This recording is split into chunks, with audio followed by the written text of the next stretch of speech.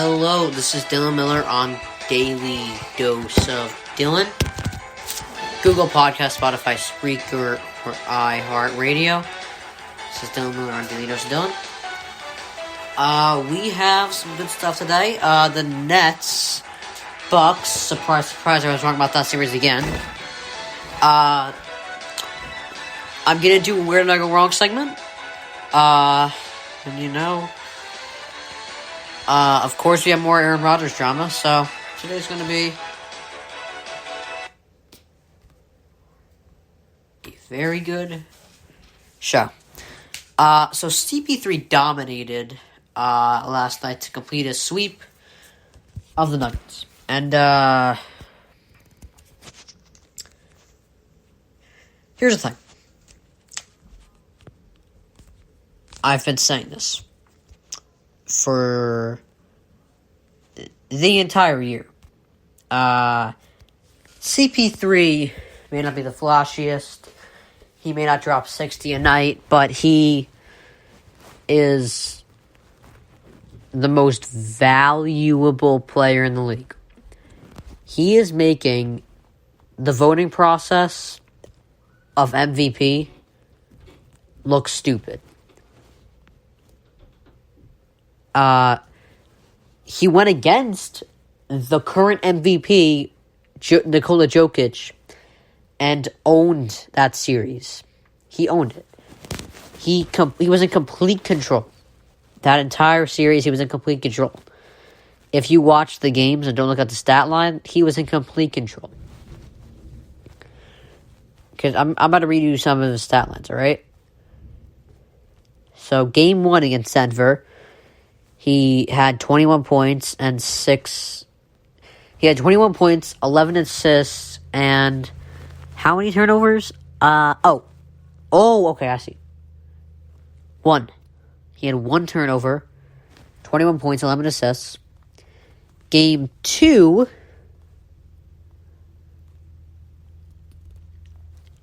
$17 points, 15 assists, 0 turnovers. The man had 15 assists and 0 turnovers. You know how efficient that is? Then, 27 points and 8 assists on only 2 turnovers. And then closing out last night, 37 points, 7 assists, and 2 turnovers. So this man had like 5 turnovers in 4 games, while averaging, here, hold on, I think I have stats pulled up here. So against the Nuggets, here's what he did.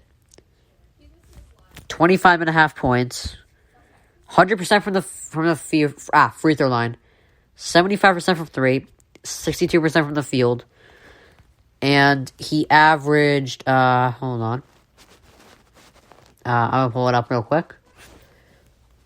One turnover a game. That is incredibly efficient. He was completely in control. He's the most valuable player in the league. And I really think the fact that he couldn't even be an MVP finalist is ridiculous. I know Steph Curry did a great job. I think if the MVP really was the most valuable player, it would be between Steph and Chris Paul. And Chris Paul would win, obviously, because Steph, although he did great, he brought them to the 8th seed, and that's just not enough. Well, actually, he didn't even bring them to an 8th seed. He brought them to a 9th seed. And, I obviously he did everything he could in that play-in game and still lost. But, and CP3, and I know this Nuggets team is clearly more talented than the unhealthy Warriors team. Don't get me wrong. They have Devin Booker, DeAndre Ayton's playing well. They got a good supporting cast. Like I said, I could see them making a run. I didn't think they would beat the Nuggets. I was clearly wrong about that. But, I didn't rule it out. And, I really think that they have a shot at the championship. They could beat the Clippers. And I think they can beat the Jazz for that matter. they have a shot here. And now, I'm not going to overreact, because I know some people are like, I normally like to, I don't normally like to talk negatively about the players. Sometimes I just can't help it, though. But I normally like to look at the positives. I'm not really looking at the fact that they beat, an injury-riddled Lakers team and a Nuggets team without Jamal Murray. But really what I'm saying is, the whole point of the segment is, if the MVP was really the most valuable player, then Chris Paul is without a doubt the rightful winner of it.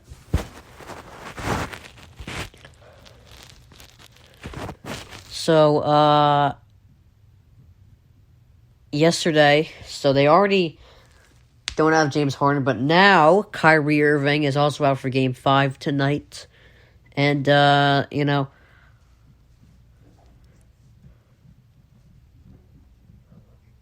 You know what I find annoying? People really criticize people like Colin Cowherd and, other analysts for flip-flopping, but the opinion they have one day is not their opinion for the rest of their life. Alright, things change in sports. It's not like you have... And you can't be right on every opinion. Like, whenever he says something that they don't agree with, it's like, this guy's the same guy who said the Ravens would go 16-0. And yes, it was crazy to say that they'd go 16-0, but he's not always going to be on point. That's not what it's really about. And with this Bucks Nuts series, newsflash, we're able to admit when we're wrong.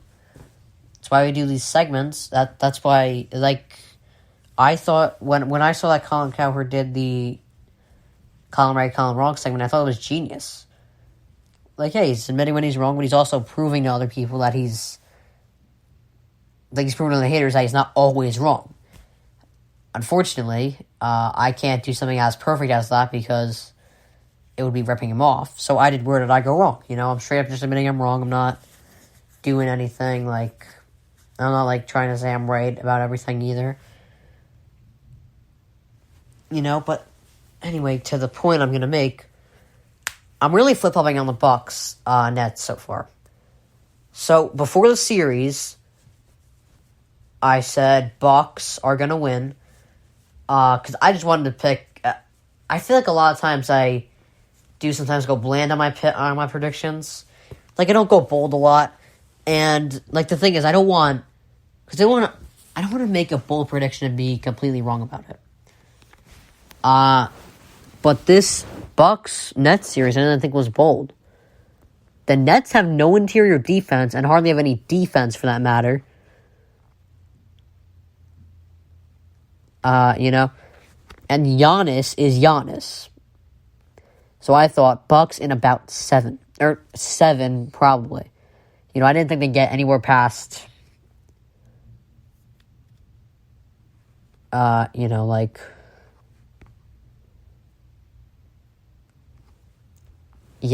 wouldn't. Yeah, 7 games was definitely where they would go.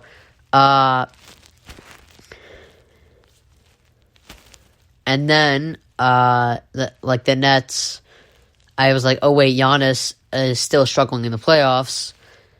But now I'm back to the Bucks, so I'm basically done predicting the series. I'm back to the Bucks right now because they're not going to stay healthy. The Nets are not going to be fully healthy by the end of the series. It's gonna be, in my opinion, gonna be exactly like the Suns-Lakers. The Lakers were better. Don't fool yourself. The Lakers were a better team than the Suns. A fully healthy Lakers team, they won. They were up 2-1, and then game 3. Did AD go down in game 3? I'm pretty sure he did. Okay, AD played 19 minutes. He played 19 minutes and scored 6 points. So he was off in game 3. He was, hold on. Yeah, he was out in the second half. It looked like the Lakers were on their way to win. At least the series. I don't know about the championship, but the series. And AD goes out the second half in game 3. And then they lose the rest of their games. The Nets looked like they were going to cruise through another round. And then,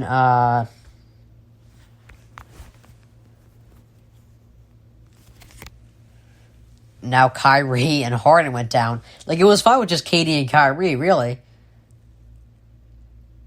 But then it was, then it got messed up, really. With Kyrie going out, because that was just KD by himself. So we'll see what he can do. I don't expect him to win. My expectations for LeBron are higher than KD's. I thought LeBron would win at least one game and maybe force a game 7, but that clearly didn't happen. I didn't know if he'd win. Because the Suns, if it were a team that if it was the Mavericks, who aren't really that experienced in the playoffs. Luka's great, but he's not that experienced. If it were the Mavericks, I think LeBron would be able to win that series. If it were 2-2. But, the Suns are really... And I'm not saying the Mavericks aren't a good team, but...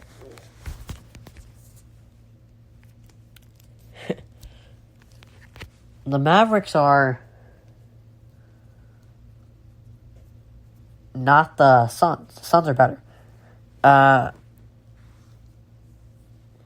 So, it was... I thought, at least one game would probably lose the series anyway. With KD, I don't really... Well, actually, it's kind of similar to LeBron. I expect him to win at least... probably one game. And then that's probably going to be it. That's what I expect from KD.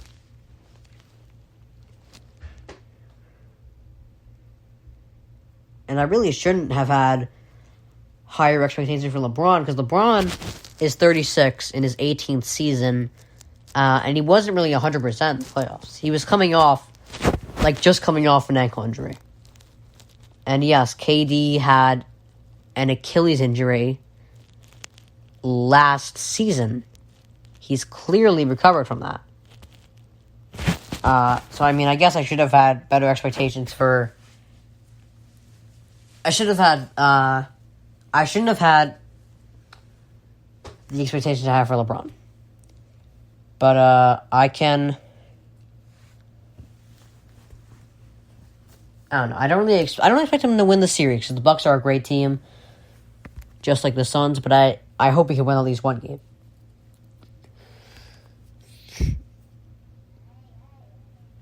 Alright, that was a long segment. So, the Packers GM... or is it president? I don't know.